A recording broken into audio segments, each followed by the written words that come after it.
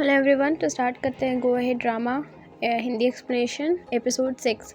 तो इसमें ली जैन जैन ऊपर खड़ी होती है छत पे और हेजी शीव उसके साथ होता है। वो लोग दोनों बात कर रहे होते हैं लिंग शाओ के बारे में कि वो इतने दिनों से मैं उसे देखी नहीं, क्योंकि वो हॉस्पिटल चला जाता है डायरेक्ट और वो खड़ी रहती है। तो हेजी शी उसको मना रहा होता है कि चलो अभी क्या तुम यहाँ खड़ी रहोगी, चलो अंदर चलो।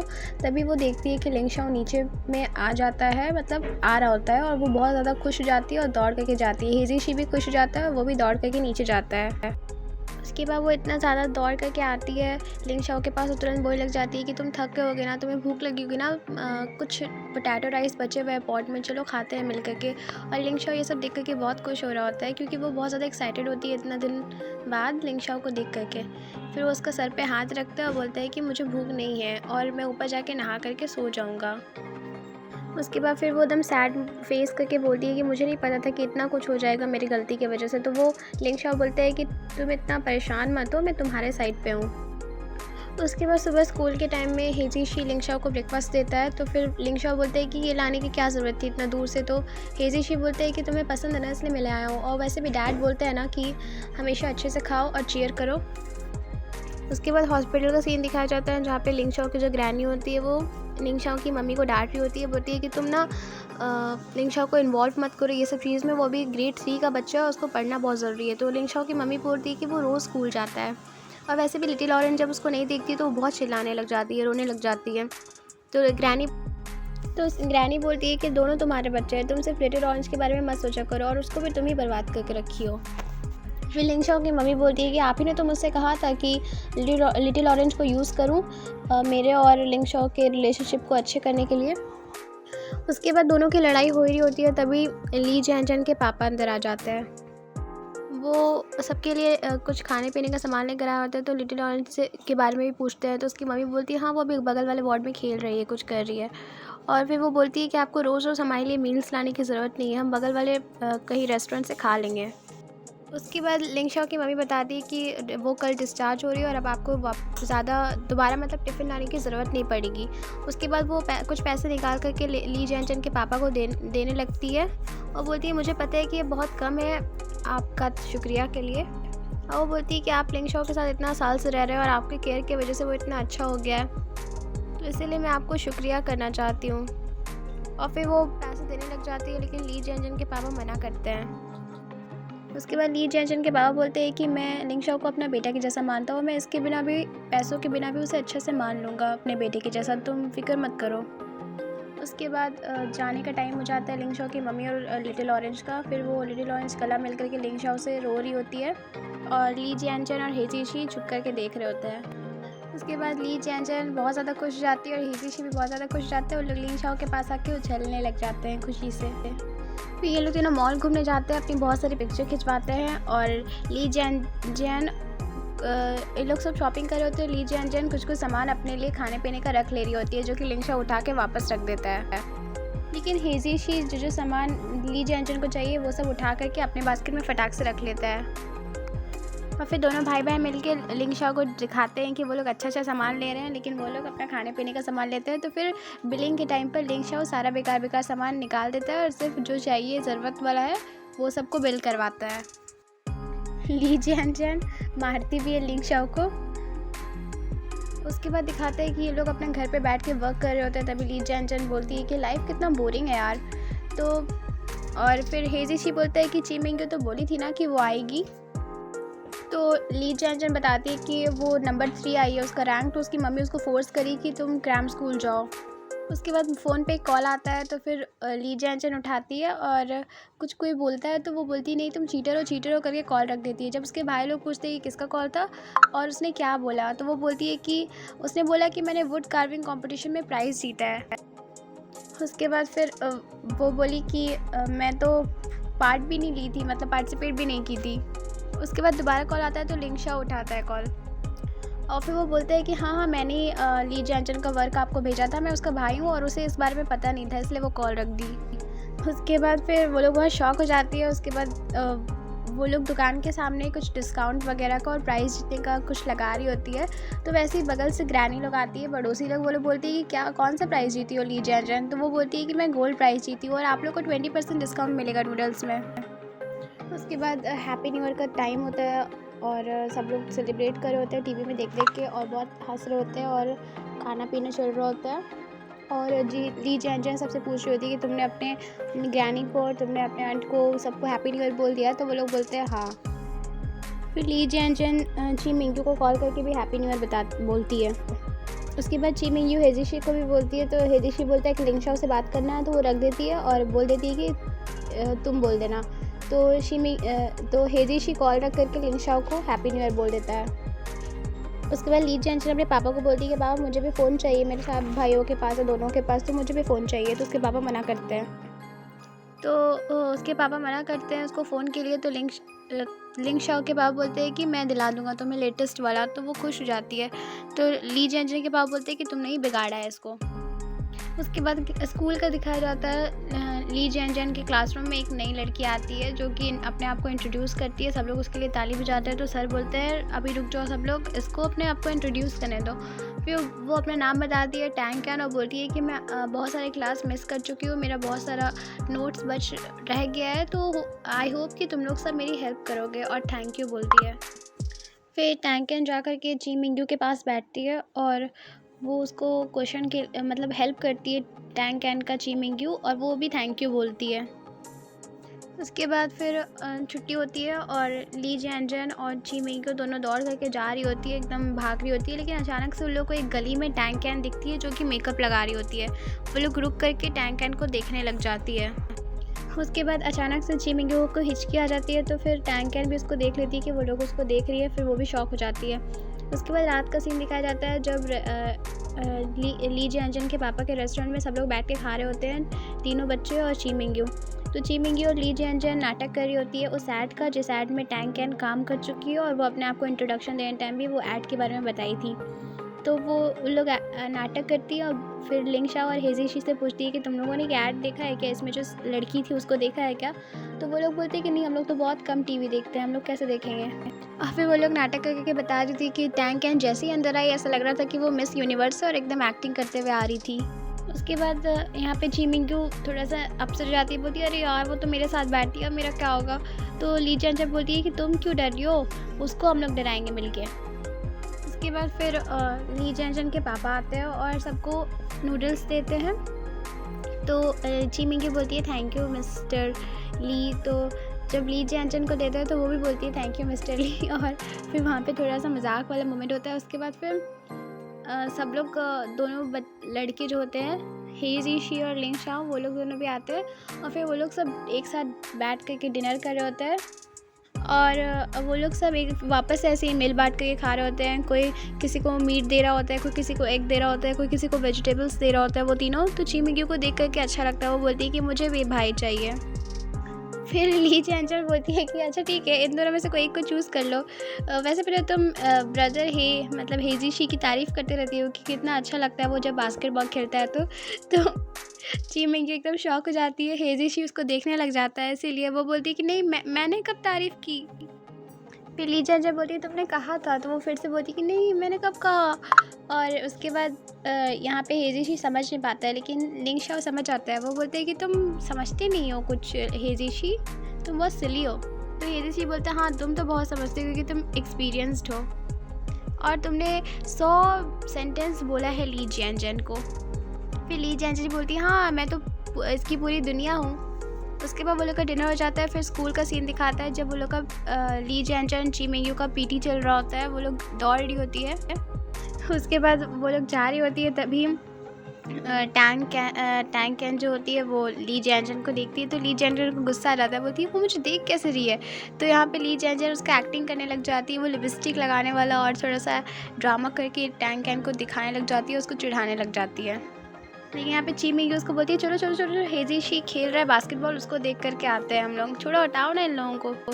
उसके बाद हेजिशी के पास आ जाती है ची मिंगू और ली जैन जैन उसको पानी दे देती है। वो बास्केटबॉल खेल रहा होता है, पानी पी लेता है। उसके बाद फेस वॉश करने के लिए वॉशरूम जाता है। जब वो वॉशरूम से निकलता है तो एक आदमी उसके पास आके खड़ा होकर बोलता है कि हेजिशी देखो मुझे देखो, मैं तुम्हारा पापा हूँ। तो हेजिशी को गुस्सा आ जाता है। वो बोलता है तुम मेरे पापा नहीं, मैं तुम्हारा पापा हूँ, ऐसे बोल के जाने लग जाता है। तभी वो आदमी उसको रोकते हुए बोलता है कि तुम्हारी माँ का नाम ये है ना, मैं तुम्हारा पापा सच में हूँ। उसके बाद फिर वो पूरा बोलने लग जाते हैं कि तुम्हारी मुझे पता है कि तुम कितने छोटे थे जब तुम्हारी माँ तुम्हें छोड़ करके चली गई थी। वो हमेशा गरीब लोग को छोड़ती है और अमीर लोग के पास चली जाती है। तुम्हें पता है मुझे भी उसने इसीलिए डाइवोर्स दिया था क्योंकि मैं बहुत गरीब था। तो हेजिशी बोलता है तुम्हें आखिर चाहिए क्या। उसके बाद हेजिशी बोलता है अगर आपको कुछ नहीं चाहिए, आपने मुझे देख लिया तो अब आप जा सकते हैं, आज क्या मुझे जाने दीजिए।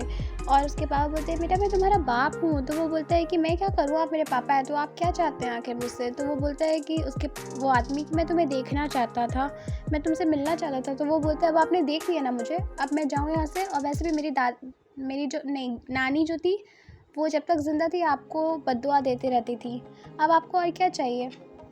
और उसके बाद वो आदमी बोलने लग जाता है कि देखो मैं बहुत गरीब था और मैं बहुत मजबूर भी था, इसलिए मैं तुम्हें अपने पास नहीं ला पाया, अपने पास नहीं बुला पाया, और फिर मैं तुम्हें पालने के लिए हिम्मत नहीं रखता था, मेरे पास उतना पैसा नहीं था। और फिर वो बोलता है मुझे पता है कि तुम्हारा कितना हार्ड टाइम गया है बेटा मेरे, और अब मैं तुमसे मिलने आया हूँ। तो फिर हेजिशी और गुस्सा में बोलता है कि तो क्या हुआ, आप देख नहीं रहे क्या कि मैं बहुत ज़्यादा खुश और अच्छी ज़िंदगी जी रहा हूँ, आप मेरे पास क्यों आए, आपको क्या चाहिए अब। उसके बाद फिर वो बोलते हैं कि हेजिशी को पकड़ के देखो, तुम्हारे जो भी डैड है जिसको तुम डैड बोलते हो वो भी रेस्टोरेंट चला रहा है, अगर तुम उनके साथ रहोगे तुम्हें अच्छी एजुकेशन नहीं मिल पाएगी, तुम अच्छा पढ़ाई नहीं कर पाओगे। और अगर तुम मेरे साथ रहोगे, मैं भी अब्रॉड में रहता हूँ, अगर तुम मेरे साथ चलोगे तो तुम्हें मैं अच्छा एजुकेशन दे पाऊँगा अभी।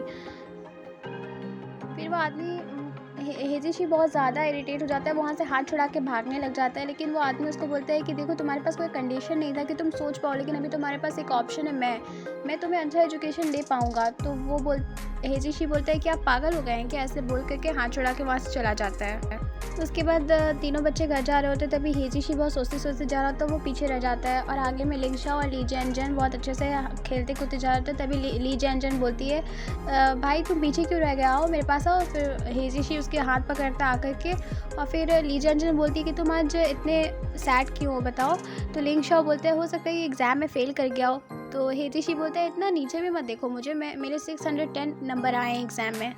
उसके बाद सब लोग घर आते हैं, उसके बाद सब खाने के लिए बैठते हैं लंच करने के लिए। और हेजिशी की सेकेंड रन आई भी होती है, तो फिर वो भी अच्छे से बात करने लग जाती है, सब लोग हंसी मजाक करने लग जाते हैं। फिर ली जियानजन के पापा बोलते हैं कि आज हेजिशी और लिंगशा दोनों एक साथ सोएंगे, क्योंकि आज हेजिशी की जो आंट है वो यहीं रहेंगी, आज नहीं जा रही है वो। तो उसकी आंट बोलती है कि नहीं आप इन लोग को क्यों परेशान करें, मैं सोफ़ा पे सो जाऊँगी। तो ली जियानजन के पापा बोलते हैं कि नहीं ऐसा कोई बात नहीं है। उसके बाद हेजिशी अपनी आंट को रूम में लेके जाता है और उनसे पूछने लग जाता है अपने पापा के बारे में। तो वो पूछती तुम अचानक से अपने पापा के बारे में क्यों पूछने लग गए। तो वो बोला कि नहीं वो मेरे स्कूल में कुछ प्रोग्राम था उसमें पूछा गया इस बारे में, वो बहाना कर देता है। तो उसकी सेकेंड आंट बताती है कि मुझे उतना तो नहीं पता, लेकिन मैंने सुना है कि उसके जो पापा थे वो मतलब हेजिशी के पापा के जो पापा थे उसके दादा वो फार्म में काम करते थे, लेकिन अभी जो उसके पापा वो आदमी जो है वो अभी बहुत सक्सेस अचीव कर चुका है और बहुत बड़ा बिजनेस करता है अब। फिर वो भी बताती है कि वो बाहर में रहता है अब्रॉड में, और उसका जो घर था पहले वाला वो हम लोग के घर के बगल ही में था, हिल के पास। उसके बाद हेजिशी पूछता है क्या उसका और भी बच्चा है। तो उसकी आंट बताती नहीं है, तुम्हारे सिवा उसका कोई बच्चा नहीं है। तो फिर वो बहाना करते हुए बोलता है हाँ क्योंकि मुझे याद आ गई कि ग्रैनी हमेशा उनको बुरा भला बोलती रहती थी, इसलिए मैंने आपसे ये सब पूछा। उसके बाद फिर वो चला जाता है सोने के लिए, सब बात करने के बाद। उसके बाद उन लोगों को नींद नहीं आ रही होती है। वो लिंगशा बोलता है हेजिशी क्या तुम ज़मीन पे मतलब फ्लोर पे सो सकते हो क्या, मुझे आदत नहीं है किसी और के साथ सोने का। उसके बाद फिर ली जियानजन नीचे ही सोई हुई होती है, वो बोलती है कि तुम लोग नीचे आ जाओ, मैं बेड पे सो जाती हूँ। लिंगशा बोलता है कि तुम्हें बेड पे सोना है तुम नीचे जाओ। तो वो बोलती है नहीं मैं नहीं जाऊँगी, अगर तुम लोग मेरे बारे में बुराई करोगे अकेले में तो। उसके बाद यहाँ पे ली जियानजन बोलती है कि तुम लोग मुझसे छुपाने लग गए हो। देखो हेजिशी आज इतना गुस्से में था, मतलब इतना अपसेट था, लेकिन उसने फिर भी हम लोगों को कुछ नहीं बताया। हाँ अब वैसे भी लड़के बड़े हो गए हैं, आउट ऑफ कंट्रोल हो गए हैं, ऐसे करके वो नाटक कर रही होती है।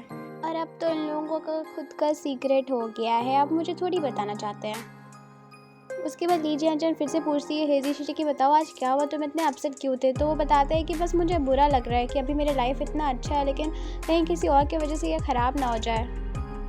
फिर यहाँ पे ली जियांजन डायलॉग मारना स्टार्ट कर दी कि देखो अपने लाइफ के बारे में ज़्यादा मत सोचो, हम लोगों को रोज़ खाना पीना है, फिर एग्ज़ाम लेना है, एग्ज़ाम का टेंशन लेना है, फिर सो जाना है। देखो कल हमारा वेट कर रहा है, हम लोगों को अपना काम पे इतना फोकस, ज़्यादा टेंशन नहीं लेना चाहिए। हम लोग का लाइफ अगर जब तक हम लोग जी रहे हैं तब तक हम लोग एंडलेस जी सकते हैं। ये वो बोलती है हम लोग अपना आज का प्रॉब्लम अगर सॉल्व कर लेंगे तो क्या होगा, कल भी तो हमारे लिए वेट कर रहा है। उसके बाद हेजिशी बोलता है तुम्हारे ये बात सुन के मुझे और बोरिंग लगने लग गया। तो वो बोलती है हाँ क्योंकि ये बोरिंग था और हमें अब वंडरफुल लाइफ जीना है। उसके बाद थोड़ी देर हो जाता है और ली जियांजन लिंगशाओ से पूछती है कि हेजिशी सो गया है क्या। तो वो बोलता है हाँ और तुम भी सो जाओ। फिर वो बोलती है मुझे नींद नहीं आ रही है।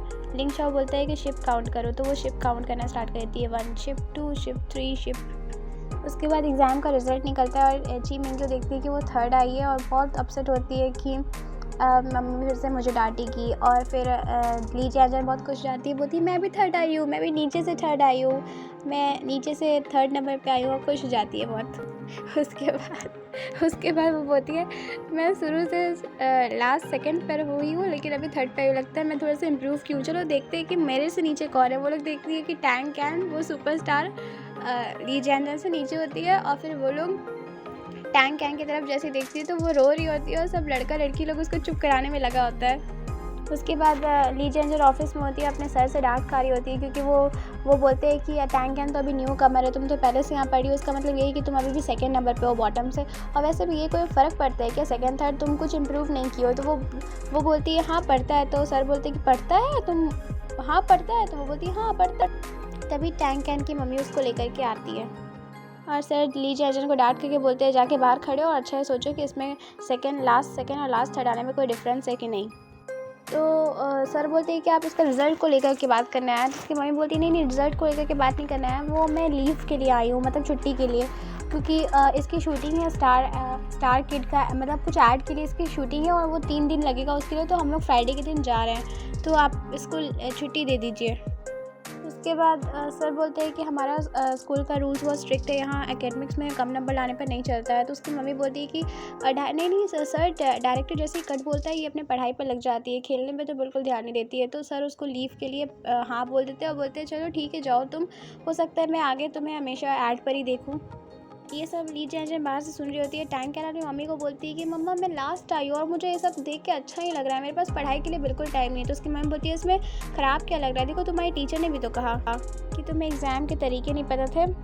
वो बोलती है मुझे ड्रामा में एक्टिंग करनी है, फिल्म्स में एक्टिंग करनी है, ऐड वगैरह में एक्टिंग नहीं करनी है। फिर उसकी मम्मी उसको दिलासा देते हुए कहती है कि हाँ तुम एक दिन सुपरस्टार ज़रूर बनोगी।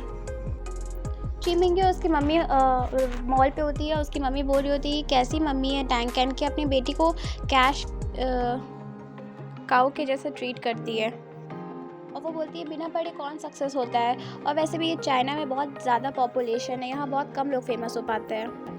तो ची मिंग्यो बोलती है कि हाँ लेकिन वो खूबसूरत भी तो है। तो उसकी मम्मी बोलती है कि ब्यूटीफुल लाइफ जीना ज़्यादा बेहतर है ब्यूटीफुल दिखने से, उसका एग्जाम्पल मत फॉलो करो। उसके बाद उसकी मम्मी पूछती है मैंने तुम्हें कहा था ना ली जियांजन उसके भाइयों को इनवाइट करने के लिए मील पर, तुमने किया? तो वो बोलती है हाँ, क्योंकि उसकी मम्मी को लगता है कि ली जियांजन का जो दोनों भाई है वो दोनों पढ़ने में बहुत अच्छा है और उन लोग का वो उस यूनिवर्सिटी में एडमिशन हो जाएगा जहाँ ची मिंग्यो की मम्मी चाहती है। तो इसलिए वो उन लोगों से मिलना चाहती थी, क्योंकि ली जियांजन के दोनों भाई हमेशा फर्स्ट ही आते हैं। ची मिंग्यो शॉपिंग कर रही होती है, उसकी मम्मी वो जो भी कपड़ा उठा रही होती है उसकी मम्मी उसको मना कर देती है। वाइट के लिए बोलती है कि तुम मत लो, तुम धोती नहीं हो कपड़ा। ब्लैक भी मना कर देती है और यहीं पर एपिसोड एंड हो जाता है। Thanks for watching.